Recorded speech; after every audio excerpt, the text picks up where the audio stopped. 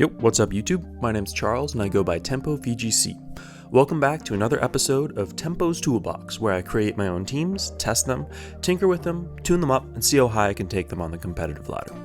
Today's episode is about Regulation D, the beginning of the competitive format, and the rental team that I used back on July 3rd to climb to Master Ball. I really haven't had time to play since then, but I thought I should share this team because I think it has a lot going for it. So there's going to be no battles today. If you're just here for the rental, feel free to grab that code in the upper right hand corner. The rest of this video is just going to be talking about the ins and outs of this team and why I think it's really strong right now. One of my key takeaways from early testing in Regulation D is the ubiquitous nature of Urshifu, specifically the Rapid Strike variant. So anytime you're creating a team for this early Regulation D, one of the first things you're going to want to ask yourself is, how am I going to combat Urshifu Rapid Strike? So the core that this team is based around is the defensive core of Goodra, Hisuian Goodra, and Landorus, and how well they swap into one another. If you notice, Goodra's weak to both fighting and ground type attacks. If you swap out Goodra into your Landorus with its flying type is going to be immune to ground type attacks and going to resist fighting type attacks. On top of that, fighting attacks and ground attacks are more often than not going to be physical, and Landorus is going to intimidate those when it swaps in. On the other hand, Goodra is an amazing swap in for Landorus as well, as a counter to Urshifu. This is how the trap works. If your opponent led Urshifu, and you led Landorus. Landorus intimidates the opposing Urshifu. This incentivizes the Urshifu to use its Surging Strike's attack, which the auto crit nature of the attack is going to bypass the 50% or the -1 drop from the Landorus's Intimidate. Landorus is also a ground type, which incentivizes the Urshifu to attack with that Surging Strike's super effective into your Landorus slot. You anticipate this, swap out your Landorus, and swap in your Rocky Helmet Shell Armor Hisuian Goodra. What this does is, the Shell Armor is going to prevent the critical hit. Hisuian Goodra is a Dragon type, so it's going to resist the Water type attack. So that critical hit is not going to have the 1.5 times damage multiplier, and it's no longer going to bypass the Intimidate from the Landorus. So all of this to say, your defensively trained Goodra is going to take about 0 damage from the 3 Surging Strikes hits from the Urshifu, and in return, Rocky Helmet is going to do 1/6 of that Urshifu's health back to it in damage for each of those hits. So basically, when you swap, your Goodra takes borderline 0 damage, and you deal half the health of the Urshifu back to it because of your Rocky Helmet. After this initial setup, the Urshifu is no longer in a great position to do a lot of damage to your Goodra at -1, and if they want to deal heavy damage to it, they're likely going to click their close combat move, and you can then anticipate this and Ghost Terra with your Goodra and start clicking Shelter to set up with your Goodra and start taking over the game. That was the defensive core that I wanted to use, that inspired this team, basically. So from there, I knew I wanted my Goodra to be Ghost Terra. The other thing about Ghost Terra on the Goodra is it's a great defensive move against the strongest hits against your Goodra that are going to set up. So Sacred Sword, for instance, is one of the few things that can break through your defensive setup, even beyond, because critical hits aren't going to be able to break through your shell armor, so they can't bypass your shelter setups. However, a Sacred Sword still could hit you, bypassing those defenses and dealing super effective damage. So, being able to swap into Ghost Terra and completely become immune to Sacred Sword is a really strong move for a Goodra that wants to set up. As well, in the mirror, let's say, you're playing against an opposing Goodra, you're each trying to just shelter, and then you get to that endgame and you're finally starting to attack each other. If you Ghost Terra to dodge their body press, they basically can't touch you. So even if they have a defensive Terra such as flying, you're still going to deal some damage with your body press, whereas they're dealing borderline nothing to you. with their heavy slam, the only move that can still hit you because their body press can't. So with this Goodra, I have my defensive swap with the Landorus that works in both directions. So if I'm not ready to set up with Goodra yet, I can swap into Landorus effectively as well. And I said, how do I want to help this Goodra set up more? Because it's not just about the swap, it's about taking over the game afterwards. That's when I decided on a screen setup for the team. So I went with Sableye. The other obvious option would be Grimmsnarl or maybe Klefki. There are plenty of things you can try. I even tested for a short time a light clay Regieleki as a screen setter, but I eventually came to Sableye for a few reasons. One, like Grimmsnarl, it's dark. So if you're against an opposing prankster taunt Pokemon, like a Tornadus, which is extremely popular right now, they can't prankster taunt your Sableye. And even if you do fight an opposing taunt Pokemon that can taunt your Sableye, at least you still got your screen off first, so they're not fading your turn by taunting you. And then you could swap out and do something more effective. The thing I really wanted to avoid was trying to click Reflect with something like a Regieleki, and then getting hit with a taunt, and then the screen not even going up, and us losing our turn and being on the back foot. Besides that, what Sableye does for us, a few key things. Besides being dark and avoiding the prankster taunts from the opponent, it also is a ghost, so it avoids fake out setups in initial turns. And this is especially key for multiple reasons. One, if we need to get a screen up, we're not getting faked out. Two, I like having a ghost on our team in general, because if you have a ghost and you can lead it next to a Pokemon that really is fake out bait, but is either wearing a covert cloak or has a Ghost Terra, then you can snowball leads where your opponent really wants to fake out. So if in team preview, you see, oh yes, this is clearly a Trick Room setup and they're going to lead a fake out and they really want to fake us out, then you could lead Sableye next to Goodra. You could read that fake out. You could do something with Sableye. You could fake out maybe their Trick Room setter, or you could start setting up a screen. And then with Goodra, you immediately Ghost Terra and click Shelter. So they try to fake out your Goodra, you fade that because you're Ghost, and then you're already setting up your defenses. And let's say you threw up a screen with Sableye, you let them get off their Trick Room, that's fine, because you're already getting really tanky with your Goodra, and you can start taking over the game that way. The other key thing, we're talking about against Trick Room here, the other key thing that Sableye is going to do is Skill Swap. One of the key tools that a hard Trick Room team, or even just soft Trick Room teams, are going to play right now is Ursaluna. And that can be an annoying Pokemon. So it's really nice to have a skill swap, a prankster skill swap on top of that, on your Sableye, which the Ursaluna is going to more often than not run Guts and a Flame Orb to trigger its Guts. Imagine this scenario. Your opponent leads Cresselia and Ursaluna. They protect with their Ursaluna turn 1 and Trick Room with their Cresselia. You, on the other hand, have Goodra and Sableye.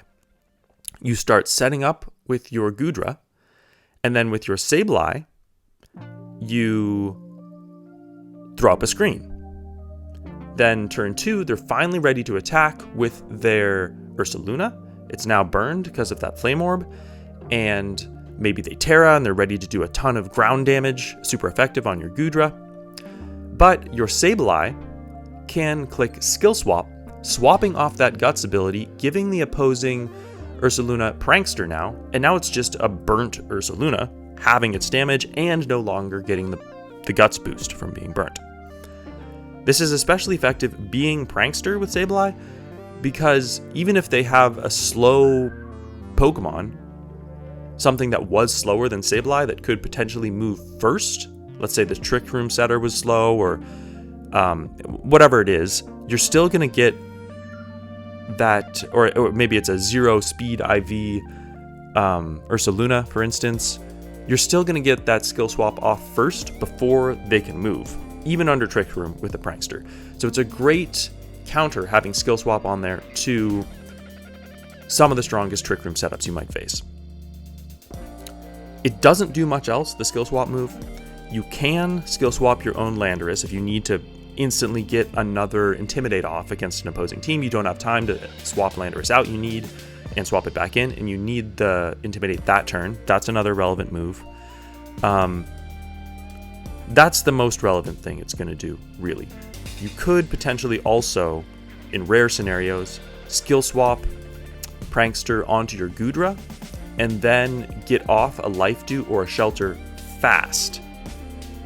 Because now your Goodra has Prankster and it moves next, but that's a rare scenario. The skill swap really is, and sometimes you run into things that your opponent might have that you could skill swap off, but like I said, it's really there to counter Ursaluna.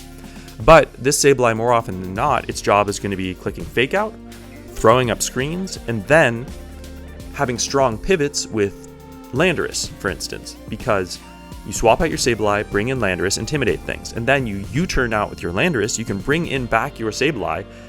If it's already done its job to set up screens, you don't mind if it goes out, if it goes down, faints.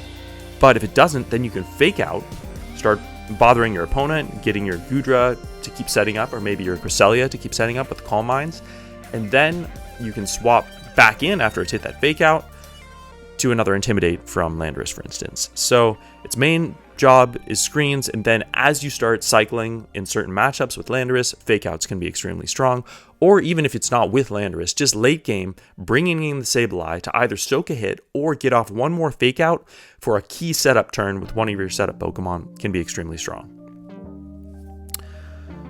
From there, another thing I'd like to mention about Goodra, the Shell Armor Goodra in particular, is that being a setup Pokemon and a screens team, one of the weaknesses of both of those things is in playing a long game, is that you're weak to critical hits, because critical hits bypass screens and bypass setup. So in a very long game, if you're trying to stall through, a lot of times you'll just lose to a random crit halfway to 2/3 of the way through the game.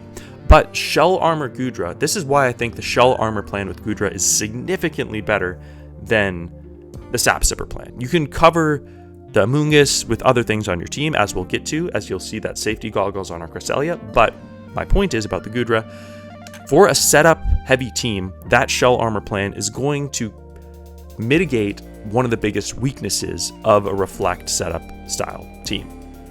You don't lose to crits. Now that I mentioned the Cress as an encounter to Amoonguss, might as well go into that.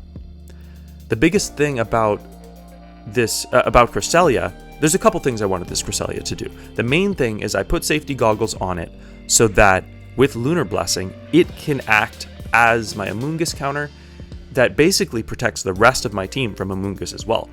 If I have a Cresselia in closed team sheet, my opponent is going to want to first Spore the Cresselia, knowing it's going to have Lunar Blessing as one of the strongest moves Cresselia could carry, because they don't want to just Spore the partner and then meet a Lunar Blessing, heal the partner, heal that sleep off. So they're probably going to try to target the Cresselia first, and we have safety goggles, so we just fade that Spore. On top of this, if they don't Terra, this Cresselia is trained max special attack, so Psychic is going to do a ton of damage if we do decide to attack the Amoonguss and take it out, even though we have great defensive synergy against it.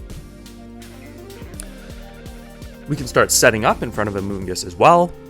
They're trying to Spore us, we're just clicking Calm Minds and going crazy to start taking over the game with Cresselia as well. The other thing about Cresselia is with this Poison Terra and Levitate, we have great defensive synergy.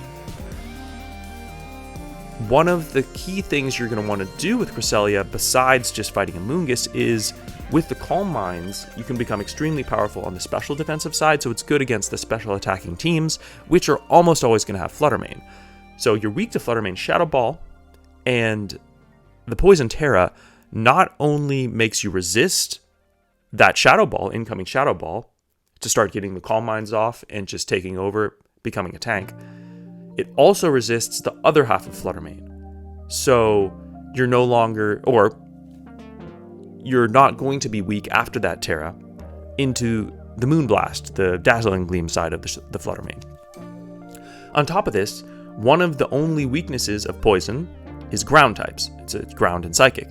So Psychic isn't a particularly common offensive type, and ground types, one of the few things that could still really hurt your Cresselia, you're going to now levitate, so you're immune to. So it's poison is a great defensive type for Cresselia. From there, one of the other things that this Cresselia is going to do is I wanted it basically to be borderline immune to taunt. Because one of the weaknesses of Cresselia is if they just taunt it, sometimes it'll just sit there and do nothing. That's why this Cresselia is trained, as I mentioned, with max special attack and pretty high speed with a speed nature as well. By the way, I'm only going to talk about EVs at key points like this in this video. However, the entire Pokepaste is going to be down in the description, so if you want to see all the ins and outs of the exact speed tiers and how I EV'd things, please look down there, grab the Pokepaste. So as I said, this Cresselia is EV'd near max speed. It goes to 138 with the nature and the EVs I put in there, which means that if you get one Icy Wind off, you're now going to outspeed opposing anything reasonable opposing. So that would be Iron Bundle, or a Flutter Mane, or a Chien Pao, or that 135-136 range. If it's max speed, Jolly, or Timid, after a -1, you're still going to outspeed it with your Cresselia now with Icy Wind. So this gives us an interesting setup that Cresselia can do, where if you're next to a Landorus, for instance, which has only 4 points of speed investment, which brings it to 112 speed. If you notice, 112 at +2, or with the opponents at -2, is now going to outspeed those same things I just mentioned at the -1 for Cresselia. So the 135-136 range, Landorus is able to outspeed under a Tailwind, or if those opposing Pokemon have a -2. Which means that, imagine it next to Cresselia. On the first turn, I click Icy Wind, slow down those opposing Pokemon. Yes, maybe they'll get off one attack into Landorus, or maybe that's the turn I swap Landorus in, or whatever. The point here is that on the second turn, I click Icy Wind with Cresselia. Cresselia is the fastest thing on the board because of the previous turn's -1. So now the second turn, Cresselia goes first, brings all those opposing fast Pokemon that were at -1 to -2, and now Landorus outspeeds them. So it's sort of a 2-turn Icy Tailwind setup that the Cresselia can have when sitting next to the Landorus. Or, this is one of the unique things about this team, which I think is eventually going to catch on, even if it's sitting next to the Goodra, meaning this Goodra is EV'd nearly max speed to have 104 speed EVs, so it functions the same way as I just mentioned with the Landorus, where under Tailwind, Goodra is going to outspeed everything that doesn't have a weather boost, a Tailwind of its own, or a booster energy. So this is a very fast Goodra. I found in testing Goodra that you really have enough bulk. So if you do, instead of throwing those extra HP EVs, for instance, if you just throw them into speed and actually bring Goodra to that point where it functions on a Tailwind team, it really surprises people, and it gives a whole different dimension to Goodra, which, let's say you have Goodra next to Tornadus. I haven't talked about the Tailwind mode of this team specifically yet, but Tornadus allows a Tailwind mode too. So if you go Goodra next to your Tailwind, and then they have an opposing Iron Bundle or Flutter Mane, you can Tailwind. Goodra moves first now, and then you have a super effective move in Body Press or Heavy Slam into the opposing Iron Bundle, and you have even a super effective move into the opposing Flutter Mane with Heavy Slam, and you outspeed them under Tailwind. So it's unexpected, and also Goodra on a team like this with screens, when you need it to be super bulk, you have so much bulk that it's a bulky Pokemon behind screens. We can really afford to invest in speed. That's what I found. And it's a similar theory with the Cresselia, where I really invested a lot in speed.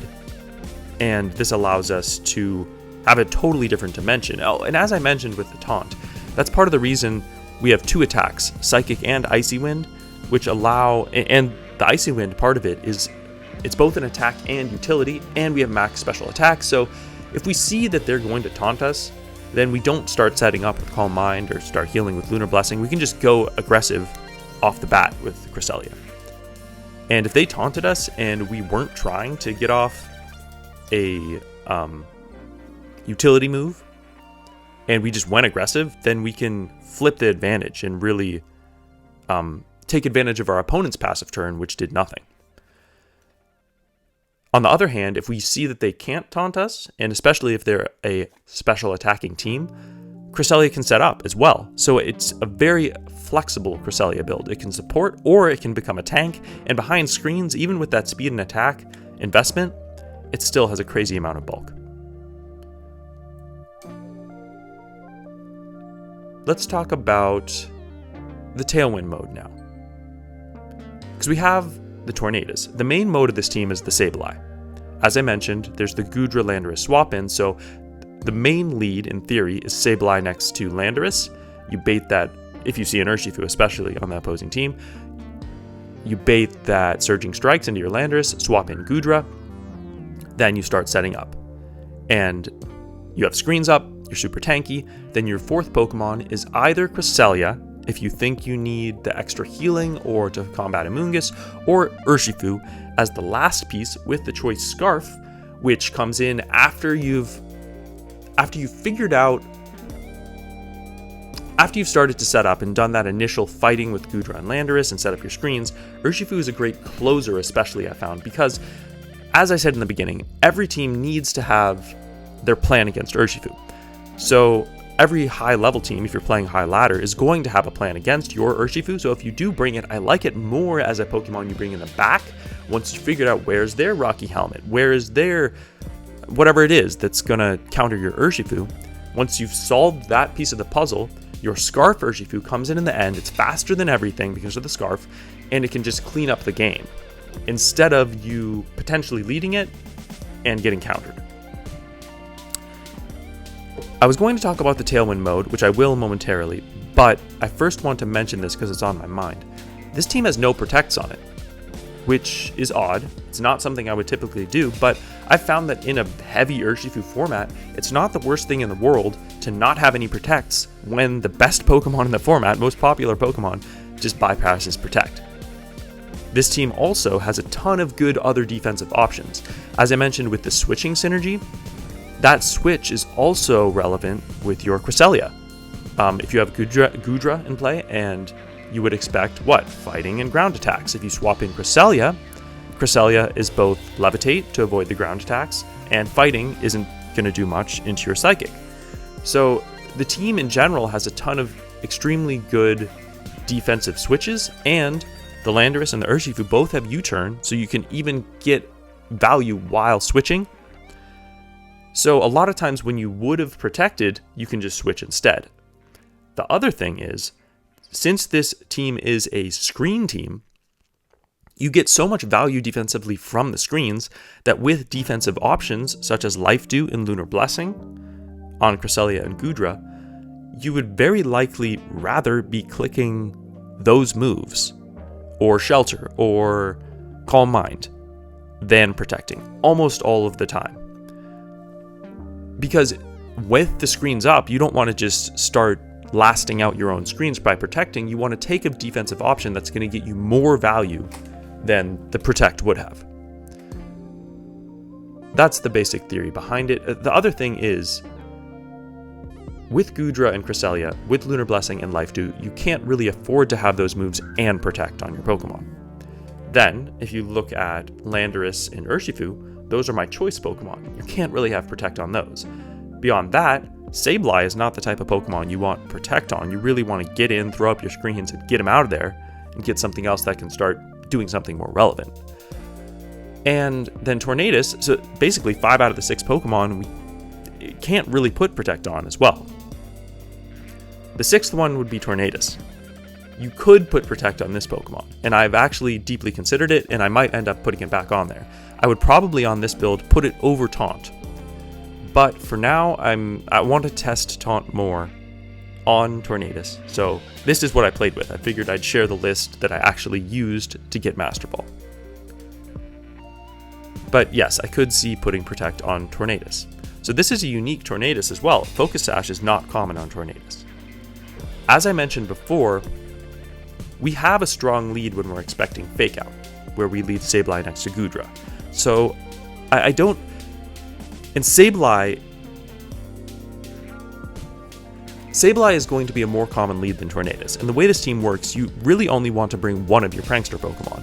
You bring the Sableye, and you bring Sableye with Landorus, or you either bring Sableye or Tornadus, and then you use the other 4 Pokemon to fill out the rest of the team. You either have your Screens team, and you go from there, or you have your Tailwind team, and you go from there.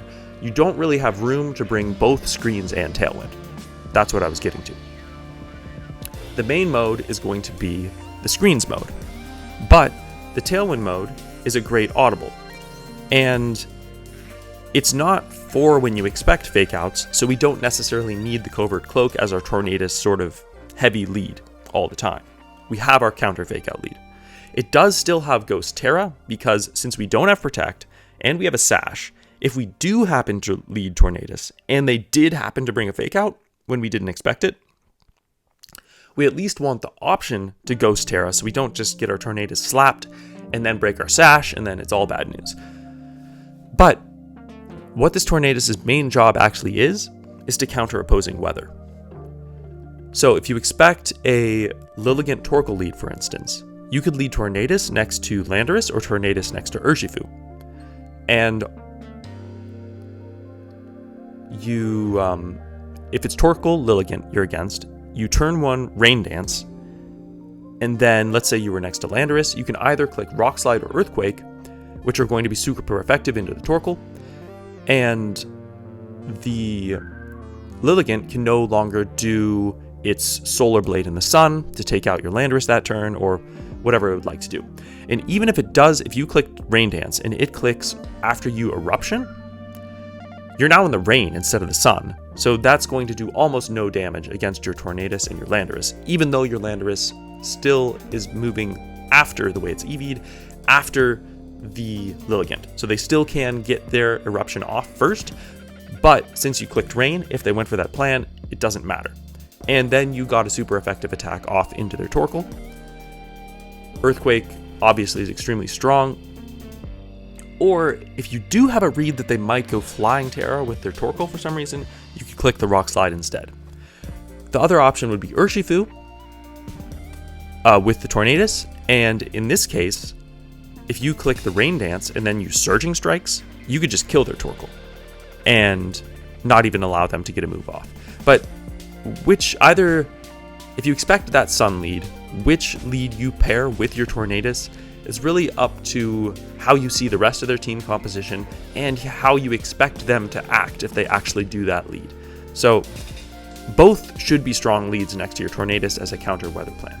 As you can see, this team isn't a particularly weather team. It's not like we're a Tornadus rain team. So it's not something you want to I wouldn't particularly recommend bringing that aggressively. It's more gains a ton of value when you have weather to fight against, and because we don't need weather for our team to function, we don't have to click Rain Dance aggressively. We can click our Tailwind aggressively, click whatever, Bleak Wind Storms, and then, or Taunts. If we do need to fight the weather war, we can do it after they've set their weather to swap off the weather, to disrupt them while also getting some value from our team. That's the main theory. So the other thing that the Tailwind mode does is if you bring Tornadus and lead it next to Landorus, we have a choice band on this Landorus, so we can click Tailwind and Earthquake, turn 1. And if our opponent's team is weak to Earthquakes, this is a strong lead to consider, and then bringing Cresselia in the back gives us the option that after that turn 1 Tailwind, even if we want to swap out our Tornadus, we can keep Earthquaking, bring in Cresselia. It has Levitate, so it doesn't get hit by our banded Earthquake. We can keep going aggressive with Landorus and then start healing it up with Lunar Blessing or Icy Wind for more speed control with our Crest. Or if they're focused on just surviving and dealing with Landorus, we can start clicking Calm Mind with Cresselia and having another dimension that they'd have to beat. So this Urshifu looks a bit weird. It's our closer Urshifu. We aren't intending to lead it. That's one of the reasons. But the other is this Urshifu is really supposed to function under screens. Its job is to pivot in and out with U-turn, so it's EV'd to be 138, so it's faster than everything that's not boosted, but it's not max speed. We're still adamant, so we can do a ton of damage, and we put the rest into bulk, the rest of those extra EVs. We're max attack adamant. So we have the screens for bulk, and we have a bit of extra bulk dumped into 4 points into HP, 4 into defense, and then the rest remaining into special defense because that's our weakest stat. So we can take a hit, we can pivot in and out, we can pivot back and forth with Landorus with U-turns, which gets really annoying, especially under screens. And we have Drain Punch. And the reason is because we can actually tank some hits with as the defensive options, as we've mentioned. Drain Punch can heal back up, and it's great defensive synergy.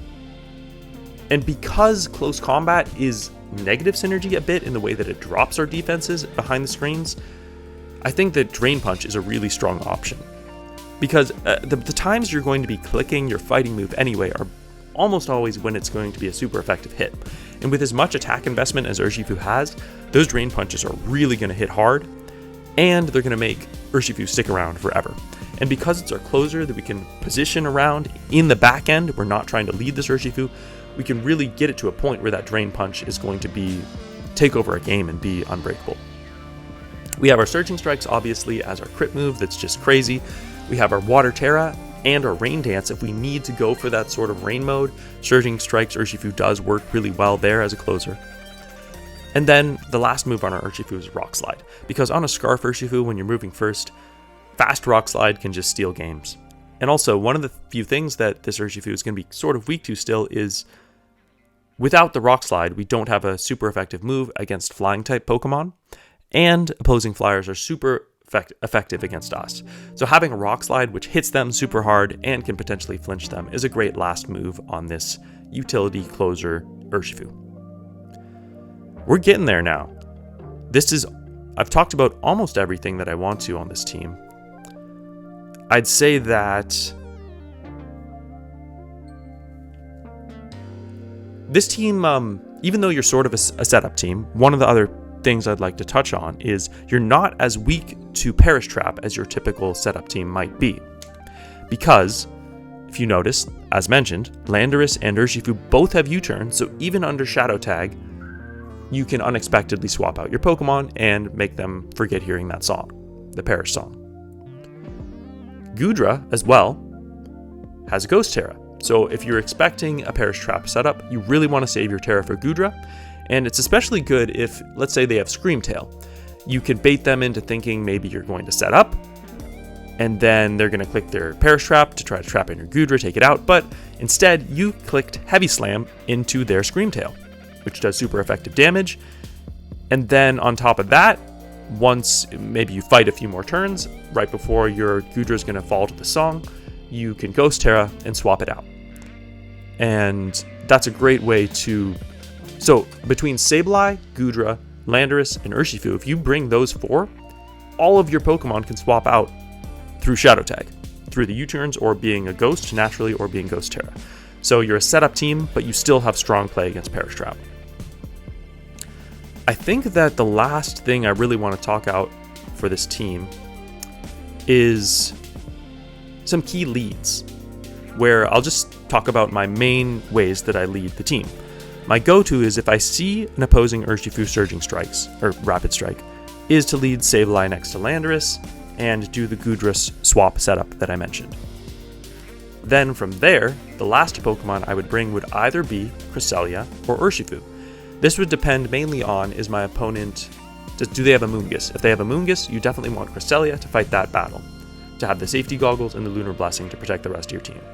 If they don't have a Moongus, the other thing is a Moongus very often carries Rocky Helmet and is going to try to Rage Powder your Urshifu into Surging Strikesing it and dealing half its HP to itself, similar to the dynamic I have with my Goodra.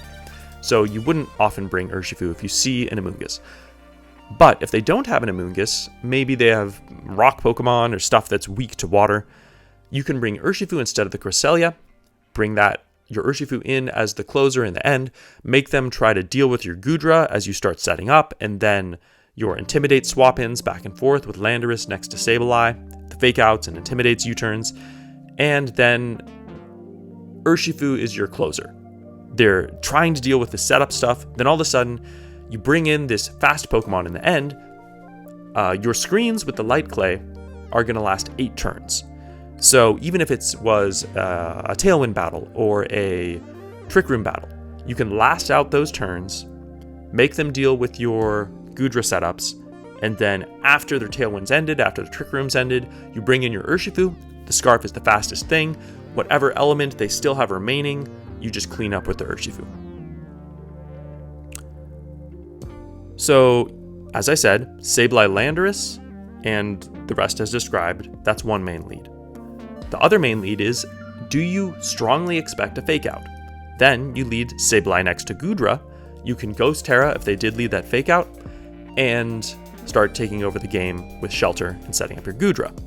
So Sableye Gudra, and then in the back, you would either bring in Landorus, this time to, if it's a physical team, to swap in over the Sableye after it's helped you start setting up screens, and then start intimidating the opposing physical Pokemon. So Sableye Gudra with Landorus likely in the back. And then either, similarly, Cresselia or Urshifu, depending on, as I mentioned, the Amoonguss dynamic. The other thing is, if it's a team you're facing which has no physical attackers, or very low, then instead of going Sableye Landorus, you could consider, but you still want screens, you could consider Sableye Gudra, for instance, to lead, and then bring Cresselia Urshifu in the back. Because Cresselia has the Calm Minds, and if the Landorus Intimidates aren't going to be relevant, having your Cresselia to complement your Gudra, and then still having the Urshifu in the back to clean things up can still be strong. That's sort of a hybrid plan. The other main huge audible lead would be, instead of bringing Sableye, you bring Tornadus. And this would be in the cases, as I said, where you expect the opponent to have some weather plan you want to combat, or if you see that just Earthquake is going to be extremely strong with Landorus. So then, when the first thing I look to if I'm going to bring Tornadus is Tornadus Landorus.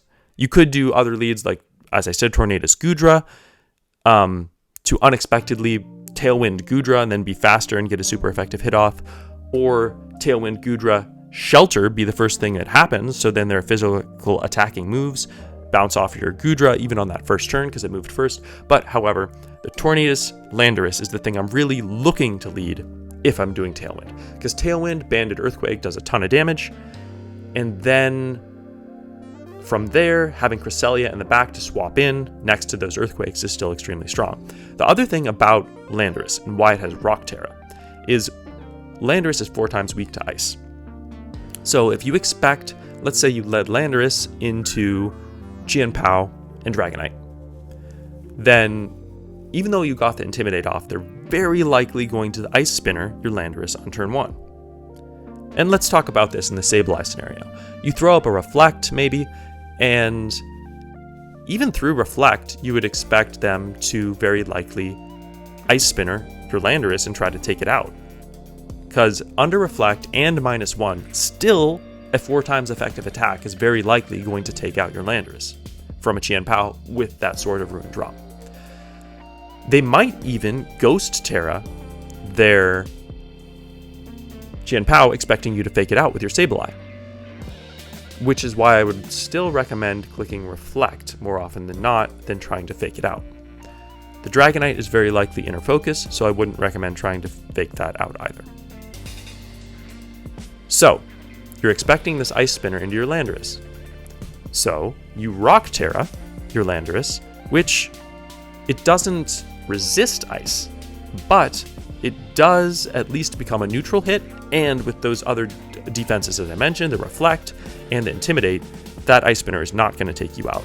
And your Rock Terra now, Banded, Max Attack, Adamant, Rock Slide, super effective into their Chien Pao is a great move. It's probably wearing a Focus Sash, however, that's still a great pivot to do it against them. And they're left in an awkward position, even if they stay alive with their Sash, because they're intimidated, and you're reflecting as well. So, also, Rock Slide is super effective into Dragonite, and they're likely Inner Focus right now. They might be Multiscale, but either way, that pivot does super effective damage into them too. And if they're trying to E-Speed you, they don't want to E-Speed into a Rock type. So the Rock Terra, I've tried Flying Terra Landorus, but I don't like still being weak to Ice. It hasn't been that relevant to me. And I have other ways to get around a Moongus. I don't need to Flying Terra my Landorus and hit that. So I really like the Rock Slide as both a simultaneous defensive and offensive swap on your Landorus to fight opposing rock types.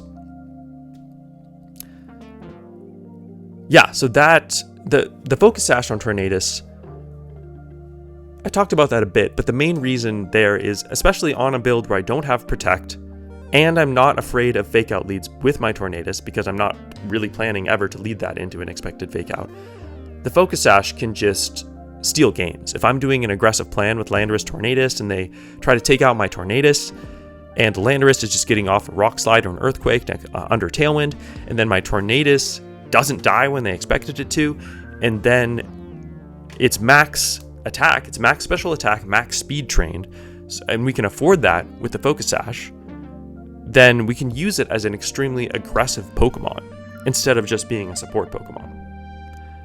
And the reason I also like to be max speed timid on Tornadus is if you do happen to lead Tornadus when your opponent leads a Tornadus, if they want to try to get cheeky and taunt you, I want to at least force them to win the speed tie to get that taunt off.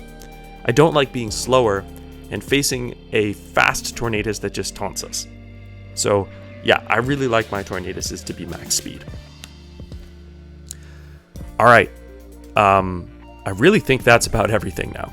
I've talked about all the main leads that this team might do, all the main synergies, the game plans. There's lots of intricacies, but that's a good baseline. So yeah, I should, this video is almost about 45 minutes already, so I think I should probably wrap it up, and just, if you guys want to play it, please do. I had a ton of fun climbing with this team. I haven't had much time to play since the 3rd when I used it to climb to Master Ball, but the team has a lot going for it, and please let me know if you use the team. Let me know in the comments what you think of it, and yeah, enjoy, have fun. Also, please, if you've made it this far, please leave a like and subscribe, because I'm new to this Pokemon thing, this content thing, and I'm having a lot of fun with it. But any like and subscribe helps me, motivate me, and helps this young channel grow. So let me know in the comments, what do you think of the team? And yeah, have fun. Take care. Peace out. Game on.